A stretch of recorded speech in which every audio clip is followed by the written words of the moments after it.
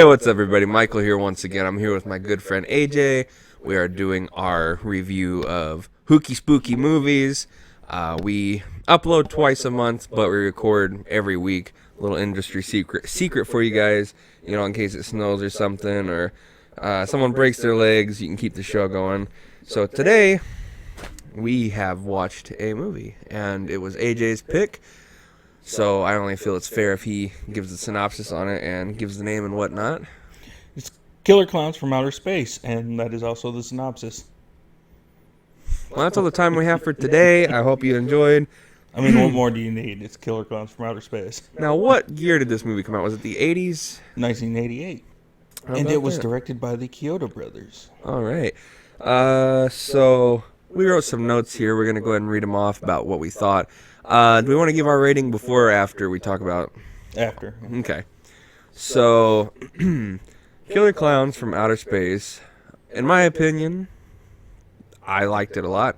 I mean, it's not something I would, actively watch over and over and over, but it's something where I'd enjoy it in the background and watch, 80% of it and be like, yeah, man, it's good stuff still. Had great music. I enjoyed the music they picked. The CGI wasn't bad for the time. A little bit cheesy and clunky here and there, but what are you going to do? What do you think about the opening and whatnot and all the... Well, first of all, I think it's an awesome fucking soundtrack. And I like the random funhouse noises that are just played at certain random times. Definitely. The aliens' voices themselves are quite annoying. Yeah, but I feel like it was pretty fitting. I mean, if there was alien clowns from outer space... They kind of sound like robots. Like robot Charlie Brown adults. I mean, I feel like that's what they would sound like, but let me peruse my notes here for a little bit. So first and foremost, the dude went inside after the old man did, so I wrote that in the wrong order, but movie starts and there's... how the 80s were. There's kids fucking and sucking, drinking in the back of their cars at make-out point, and the local hip booming and banging joint, and these freaking ice cream truck guys come trying to give them ice cream, and the kids are trying to make out, so they're like, get the fuck out of here.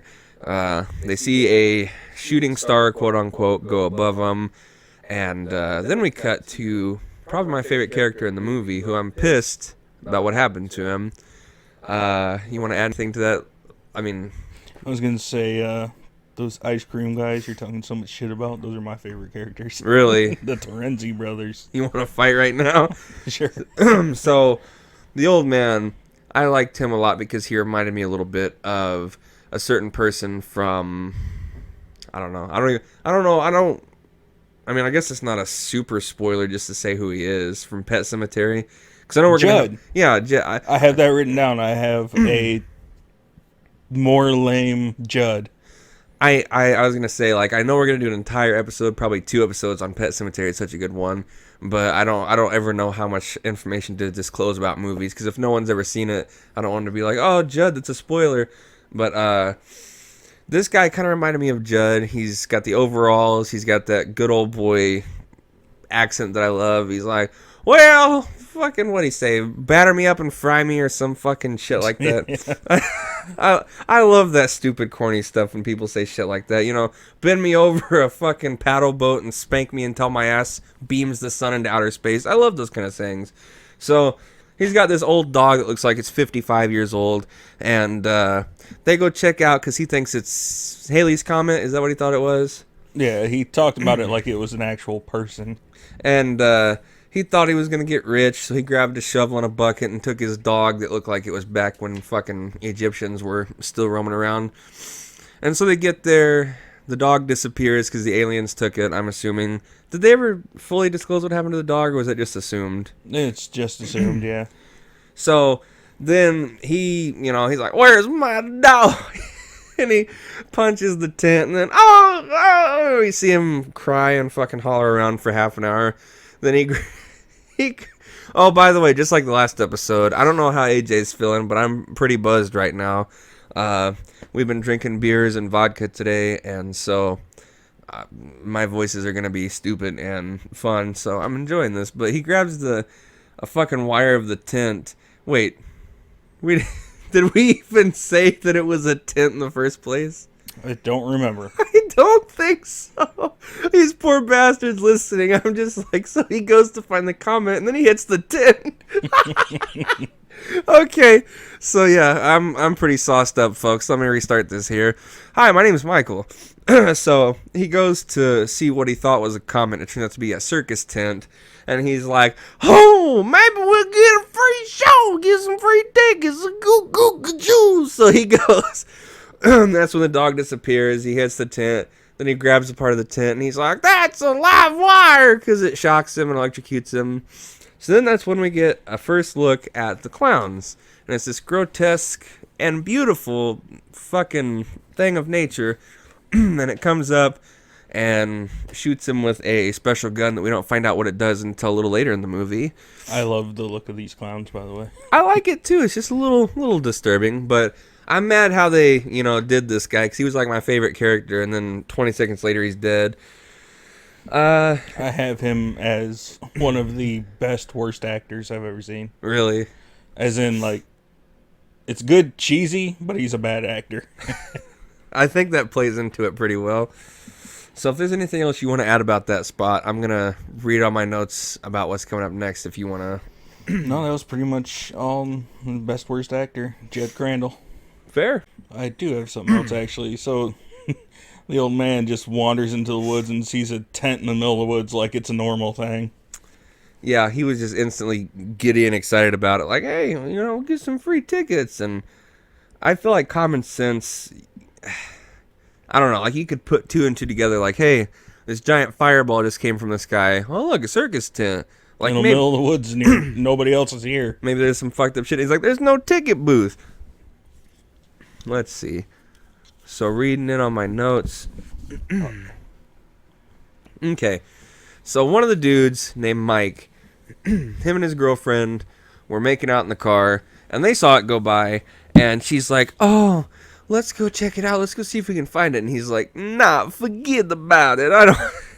He didn't talk. I don't know why I gave him an accent. He's like, "Nah, I'd rather stay here and make out and get drunk." They were drinking wine like they were fucking upper echelons. But she says, "I want to go see it. Come on." They go, and then they see it's a, the circus tent. And then that's where the roles reverse, because at first she's like, "Let's go see it. Yeah.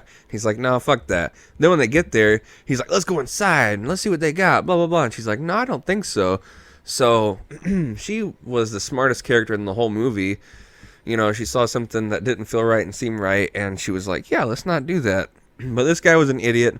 So they go inside, and he was probably my least favorite character. Mike was the main guy. Yeah, the main guy was so annoying, dude.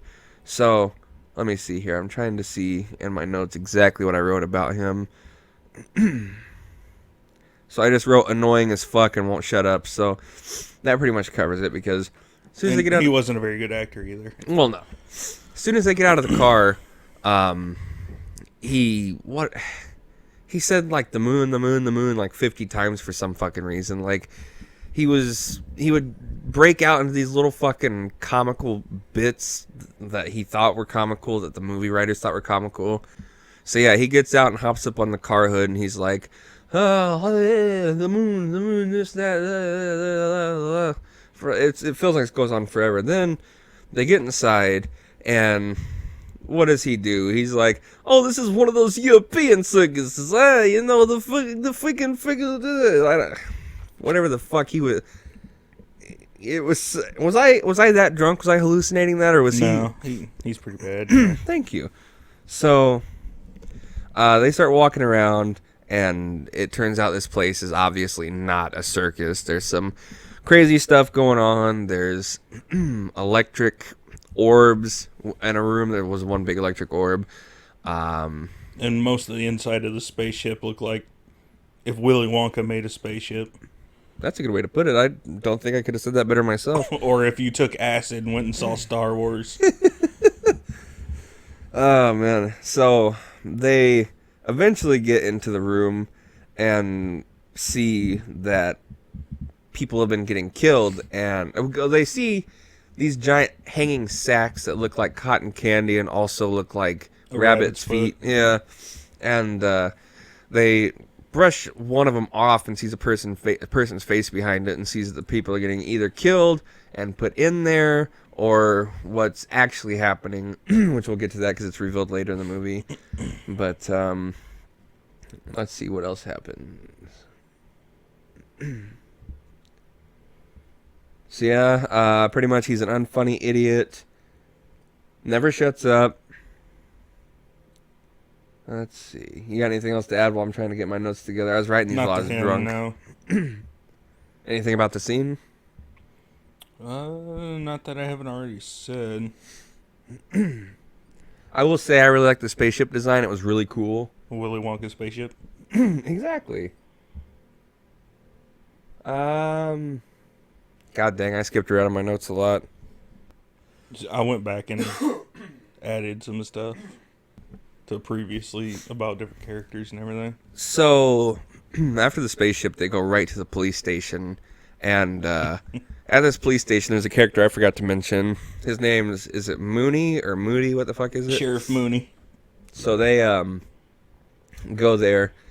Well, before they even get there, we see Mooney and this young guy. And Mooney, they showed him once at the beginning, and he's just like, you could tell he was a boomer dick that hated young people. So we get to the police station before they get there, and there's this young guy, I don't remember what his name is. Mooney has these two kids for drinking in public, and he's like, I'm gonna throw you into the jail, I hate you. And the young cop's like, man, you gotta, calm down. And he's like, oh, you got a thing for these little boys, huh? You gonna stick up for them? And he's just, it's the classic boomer fucking ancients hate young people, and that has stood the test of time, because now those people in that movie who were playing the young people being hated against by the boomers are boomers today and hating young people, I'm sure. So that's always fun. But yeah, so he puts him in the jail, and then the two main actors, they come, and the young cop is like, what's going on? He goes outside because the tires are squeaky and shit, and they hit a couple things because they're so anxious to get there. They get in there, start telling them about what's going on. Oh, we totally forgot, or at least I did. The aliens came out and chased them, and as they were running out, and they shot that popcorn gun at them. Yeah, the everything seems to run on popcorn in this movie. So, the way they got out of the circus thing, they were getting chased, they escaped, and right before they got out of reach, the alien that was chasing them shot a gun at them that shot a bunch of popcorn. My first thought was, what the fuck? So, that gets explained later also. But anyway, so they get to the cop station. They're like, yeah, man, this place was made of cotton candy and popcorn, and they shot popcorn. And the young they're like, people have been murdered in there, man. And the young cop's like, okay, just take it easy. I'm trying to figure out what's going on. And then Mooney comes in, and he's like, oh, they've been killed, have they? Oh, yeah, sure. And then he's, more I hate young people, yada, yada, yada. And so they keep trying to explain what's going on. He's like, I was just up there. There's nothing going on. So the young cop takes Mike with him to go check it out. But it turns out that the young cop is the ex-boyfriend of the chick that Mike's with now. So it's all awkward and stuff. And he's like, oh, he's going to take me up in the mountains and shoot me in the head, Andy. And he fucking... So he gets in the car. They go to that spot. And, of course, what's going to happen? They get there, and it's nothing but a crater. It's not there anymore. And, I mean, I don't know about you, but the cop was like, yeah, sure, there's nothing here. If I saw a giant fucking crater, giant hole in the ground, right, I wouldn't just be like, one of Mother Nature's many wonders. So he arrests the guy for, wasting his time making up stuff, quote unquote. I mean, obviously, the first thing that wouldn't come to my mind is a circus tent. Well, no, but I wouldn't just be like, you're making stuff up. Nothing happened up here. So I have talked about all that scene, and while I look at my notes, why don't you say your piece on that scene? Oh yeah, one thing about the sheriff is he's your stereotypical town bully in a movie, and the guy has full conversations with himself when no one is around, which is really weird. I forgot about that. Yeah, that's true. And his ego is insurmountable. The way he says, "This is Mooney's territory. This is Mooney's jail." Talks about himself in the third person all the time like that. Yes, he does. Okay, so I don't remember why they got the. Okay, so they had balloon guard dogs. They like blew up balloons, and they blew up a balloon and made it into the shape of a dog, and it turned out to be an actual dog, which I thought was cool. I liked that. I thought that was kind of fun. Not an actual dog, but Well, you know what I mean. Like, it was barking and sniffing the trail of the people they were hunting after and all that shit. But so they go into town on a mission. I don't know, to find the people that escaped or just to kill the town entirely. I don't know. But so, you know, as fucking stupid as Mooney was, I kind of thought he was in on it at first for a little bit there, especially when he was like, I was just up there, there's nothing going on. I kind of thought for a second he was going to be in on it. But I don't think that's ever crossed my mind. Really? It just did for a split second. I wasn't in love with the idea or anything. But then the aliens get into town and start killing people, and we see what the guns are actually doing. They are turning people into the cotton candy and killing them in the process. So instead of the people getting killed and getting put in cotton candy or cotton candy wrapped around them and hung up, they just get killed and turned into cotton candy. Well, not turned into it, like their body gets trapped inside it, like cocooned. Then they get hung up, and well, the reason for that gets explained a little later. But let's see. Anything else you want to add to that? Yeah, there's a certain point in the movie where there's a few spots, but there's one that's really obvious to where you can see the movie cut. Oh, yeah. Like the point where he's turning the one guy into a thing of cotton candy, and right before it shows the cotton candy, it shows the movie cutting. I didn't even notice that. I was so And then you can see the cotton candy pod there. I love cheesy shit like that. And, yeah, the special effects aren't very great. Especially when the clown is on the invisible bike and ramming the car. Oh, yeah. When it does a faraway shot, you can see it's like a weird... Right. It was pretty bad. And when the space shuttle first enters the atmosphere, it doesn't look too great. One thing I did like about this movie, though, is we know nothing about this vast universe we live in. And there could be aliens that are like clowns like that. I mean, that's kind of a fun thing to think about. But, yeah, alien gets... well, they are technically aliens, I guess. But Killer Clown gets into a chase with a cop. He's riding like an invisible bike. The CGI looks is horrible. ridiculous. Yeah, the rest of the movie is pretty passable, but let's see. I love the scenes right before they have the clowns taking people. Like they have the pizza delivery man, Right. the clown that's the Valentine, Right. and then my favorite scene in the whole movie is the shadow puppet scene. Yeah, I liked that a lot, but you could tell instantly what was coming, or at least I could. They got a group of people, or one of the clowns got a group of people together and was putting on a shadow puppet show and was making all these different shapes and stuff that were like full on the shapes of the objects, like a shadow of it. And instantly I was like, he's going to eat the people with the shadow. There's no question about it. Then sure enough, after he puts on a song and dance for a while, he makes this monstrous thing and eats the people. And A T-Rex out of a shadow. I couldn't tell what it was trying to be. It was like a T-Rex with glowing eyes, but with a little bit of a weirder face. But the cop and Mike get there to see it, and he's like, see, I wasn't fucking around. There you go. Because the cop and Mike had went up to the spot where they originally were, and there was a bunch of that cotton candy webbing all around. I don't remember what point it was, but I wrote it down. There was a clown who... Oh, right. I don't remember where this fit in with the movie, but there was like a biker bar thing going on with a biker gang, and this clown comes up with his, was it a trike? Little clown bike. Was it a bike or a trike? I think it was a bicycle with training wheels. Oh, okay, yeah. So, one of the guys goes up to Bullet and he's like, "Let me honk the horn." And or at first he's like, "Can I ride it?" And the clown's like, "Nah." And he's like, "Well, let me honk the horn." And then he picks it up and slams it down. He's like, "Ha ha ha." So then the clown gets boxing gloves on and uppercuts the fucking guy and decapitates him. So that was, that was kind of gnarly. But Which reminds me of Jason Takes Manhattan, when a boxer starts punching Jason and it's not affecting him at all, and Jason throws one punch and knocks the guy's head off into a trash can. I've never seen that one. I need to check that out. That sounds good. Oh yeah, so I was speaking on the cop here in these notes, like the classic cop that's like, "This is a bunch of nonsense. There's no proof of this," even though he's looking at proof. And then like 5 seconds later, there's like a smidge of proof, like the cotton candy, and he's like, "Oh, you're right. You're totally right." So the giant crater was a no-go, but it's like, there's some cotton candy in this motherfucker, man. You're right.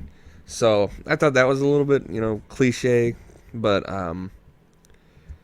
let's see what else. Of course, these are your normal, what you would think clowns are. They have the big shoes, and you see 5 or 6 out of them get out of a tiny car. Exactly.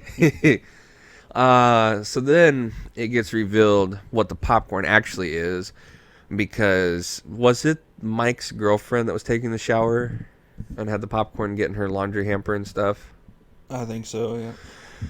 So this whammon strapped down naked, and she started taking a shower, and the clothes she had on had the popcorn on it still, and she threw it in her little like laundry hamper in the bathroom, in the little basket with the closable lid.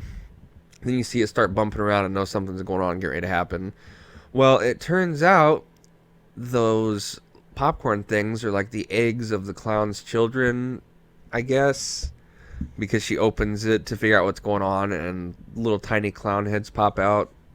So I guess they can like reproduce infinitely. I mean, they shot like 50,000 pieces of popcorn, and every one of them's an egg. So thought that was kind of interesting, and he threw some in a dumpster on purpose, and it ended up killing the fast food worker that was taking trash out or whatever he was. So I'm gonna look at my notes if you want to add anything else to that, my good friend. I don't want to take up all the talk time. Oh, and another movie moment reminder is when the clown is using the sheriff as a puppet. Bingo. I was just about to talk about that after you. Which I love that.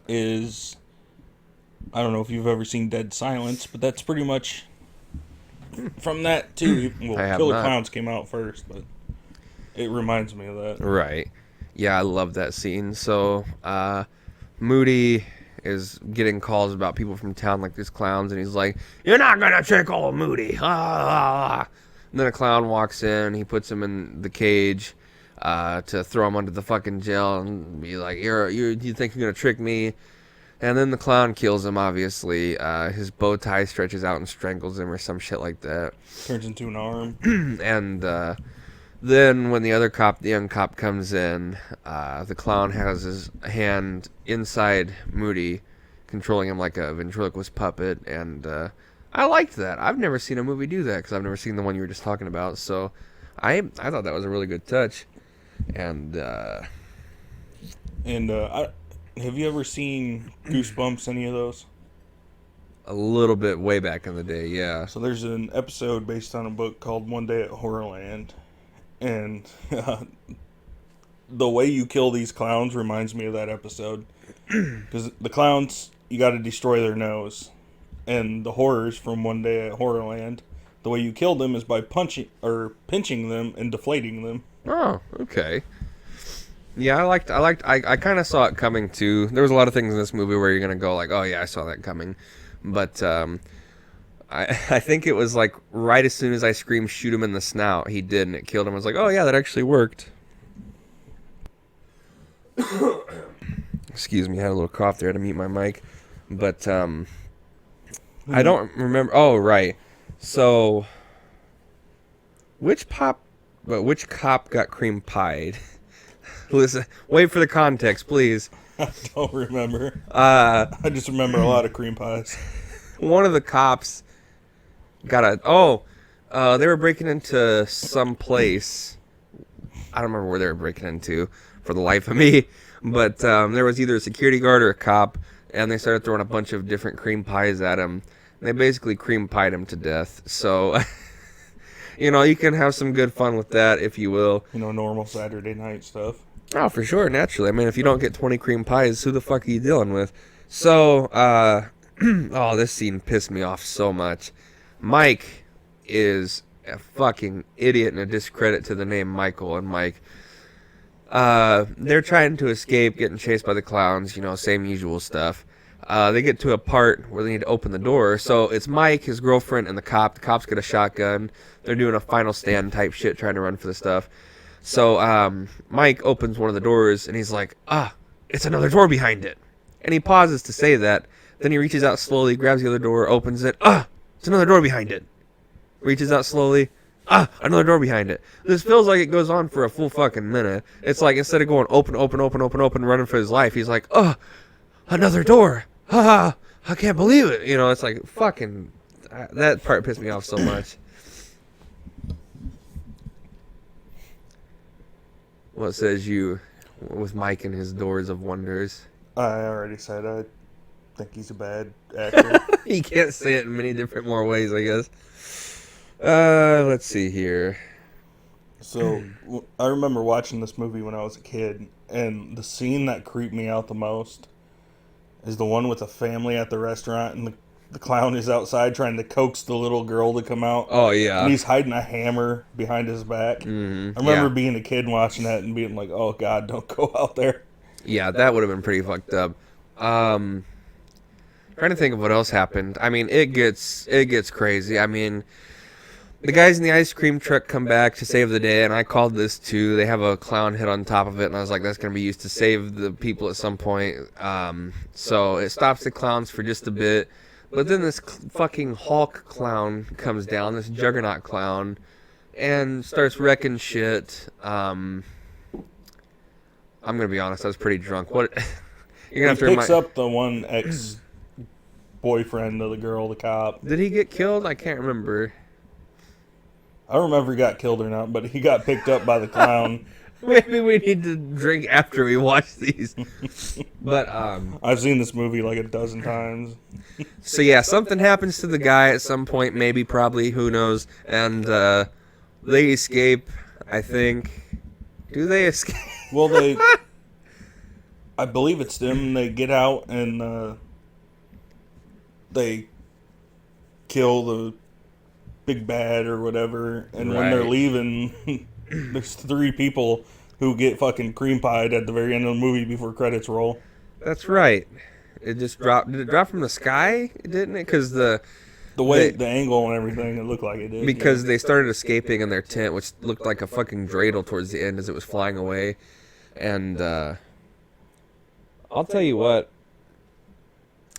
I like the movie, but it pissed me off so much because it invested me enough to want to know what was going on.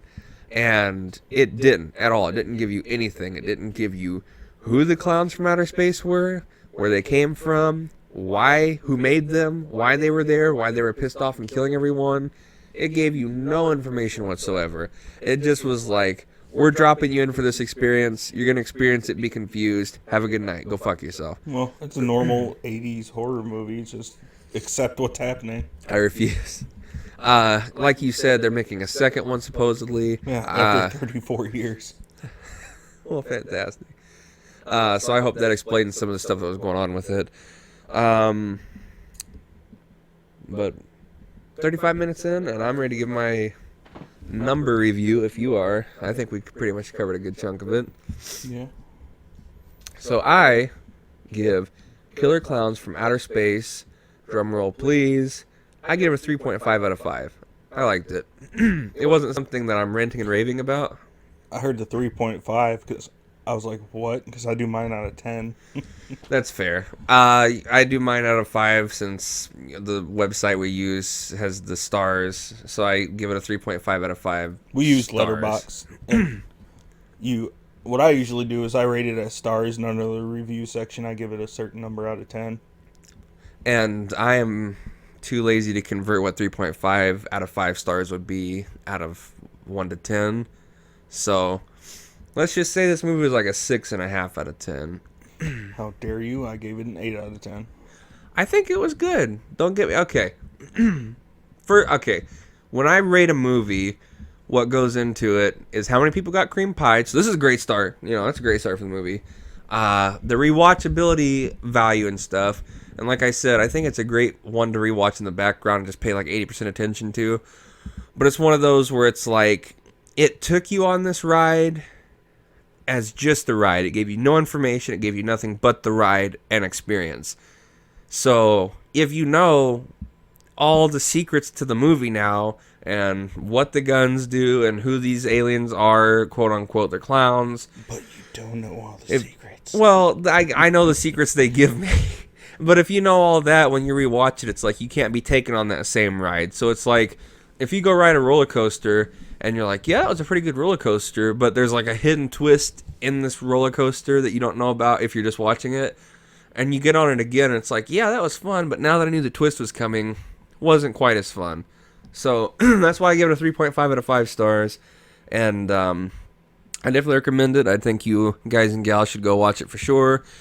Let us know down below what you think. It's not a serious horror movie. It's a comedy horror movie. It's a cheese fest. It's a cheese fest, And if you don't like cheesy stuff, then if you live in Wisconsin, you will love this movie. See, because that's funny, because there's cheese, and then anyway, you're fired. So, yeah, I think that's pretty much gonna wrap it up for this episode. I do want to say, it's my turn to pick the movie that we're gonna be reviewing next time, and I'm excited for this one. It is gonna be 1408, and it's a movie with what's his name, John Cusack. John or Joe, yeah. John Cusack, yeah, and I'm not gonna spoil anything about it, obviously, but it's a fantastic movie. It's up there with one of my favorite horror movies.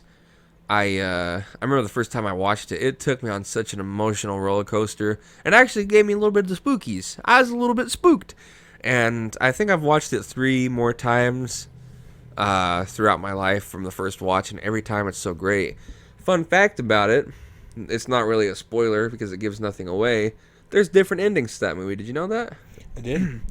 I was blown the fuck away because I don't know which ending I saw first. I don't even remember which one it was. I just remember it pissed me off. And I watched it on TV again, maybe like a year later, and it ended different. And I was so blown away because I never knew movies had different endings and would release the different endings. And so I was like, what the fuck just happened? Did I go to a different universe? So, yeah, next time is going to be 1408. I'm super duper stoked for that. And this recommendation by AJ, I liked it. With a title like Killer Klowns from Outer Space and Clowns with a K, I was like, I don't know about that. We'll see. And it delivered. So, it delivered a box full of bubble wrap. It didn't have any content inside to know what was going on, but the bubble wrap was fun to pop. You dig? Mm-hmm. Word to your motherfucker. So, I think we're going to wrap that up unless you got anything left to add. I do. I will actually be reading the short story, too. I don't know about Michael. I mean, if you're going to, I might as well. How different is it from the movie? Is it going to... I don't remember. I remember it being different, though. I was going to say, if I read it and it feels like I just rewatched the movie, it's going to be like, but... It's a short story written by Stephen King, by the way. How many pages is it? It's fairly short. Okay. Because I know our short differs. My short's like 50 pages. It's more than that, but it's still a short story. Okay. Well, we've been drinking and having sushi, and I think both of us have to take a crap at this point, so... Thank you all so very much for listening to this podcast. Apologies for the first podcast. I know there was some echoey parts in it. I think we got that pretty well resolved on this one. It was Michael's fault. See, you say that, but don't, because then it makes me look bad. But anyway, take care, everybody. Thanks for watching, and we'll see you next time. Bye, everybody.